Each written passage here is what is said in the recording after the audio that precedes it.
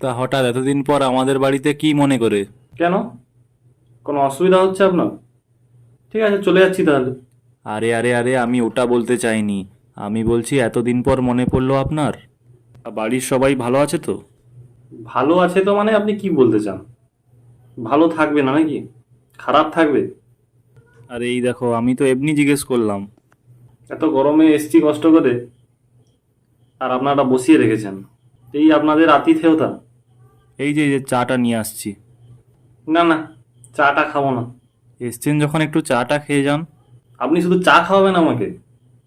এরকম জানলে আসতাম না আমি, সত্যি বলছি। না না, ওরম কোনো ব্যাপার না, চায়ের পরে টিফিন আছে।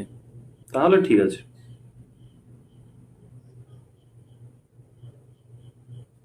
এই যে এই নিন, এটা খেয়ে নিন। এটা আপনার জন্য। খাবো না, তুলে নিন। এইটুকু অন্তত খেয়ে নিন। এইটুকু বলেই খাবো না? এতদিন পর এসছি, এইটুকু খাবার দিয়েছেন আমাকে, আর একটু বেশি দিতে পারেননি? জানেন আপনার বাড়িতে খাবো বলে এতদিন না খেয়ে আছি।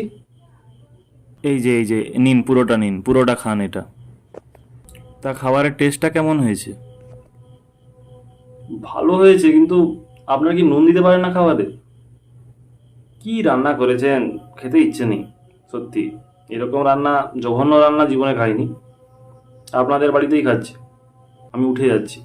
হ্যাঁ হ্যাঁ, উঠে যান, আর জীবনে আমার বাড়িতে আসবেন না একদম। যখন থেকে এসছে একটার পর একটা সমস্যা। আরে আরে দাদা, রাখছেন কেন, রাখছেন কেন? আমি মজা করছিলাম। কিন্তু আমি মজা করছি না। এই মুহূর্তে বেরিয়ে যান। আরে, চলে যাব চলে যাব, খাবারটা খেয়ে নেই, চলে যাব।